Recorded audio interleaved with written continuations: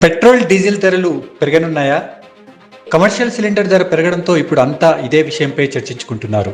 ఎందుకంటే 5 రాష్ట్రాల ఎన్నికలు పూర్తయిన వెంటనే ఇలా కమర్షియల్ సిలిండర్ ధర పెంచారు. అది కూడా భారీగా, అంటే సిలిండర్పై 993 రూపాయలు పెరగడంతో జనం గగ్గోలు పెడుతున్నారు. ఇలా జరుగుతుందని కొద్ది రోజుల నుంచే వార్తలు వస్తున్నాయి. అలాగే పెట్రోల్ డీజిల్ ధరలు పెరుగుతాయన్న వార్తలు వచ్చాయి.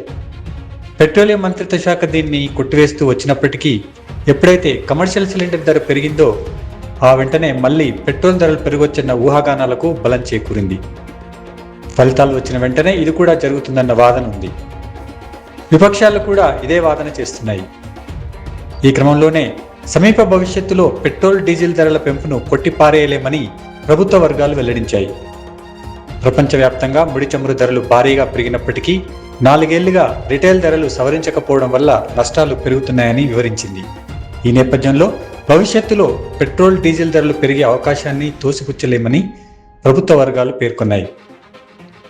హార్మోజ్ జలసంధి మార్గంలో నౌకల రాకపోకలపై ఆంక్షలు, అమెరికా ఇరాన్ మధ్య చర్చలు కొలిక్కి రాకపోవడంతో అంతర్జాతీయంగా ముడి చమురు ధరలు భారీగా పెరుగుతున్నాయి.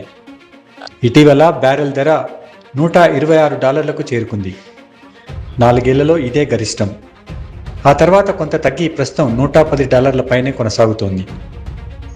మరోవైపు వాణిజ్య సిలిండర్ ధరను పెంచడాన్ని పెట్రోలియం శాఖ సహాయ మంత్రి సురేష్ గోపి సమర్థించారు. అంతర్జాతీయంగా ముడి చమురు ధరలు పరిగణలోకి తీసుకోవాల్సిన అవసరం ఉందని ఆయన అన్నారు.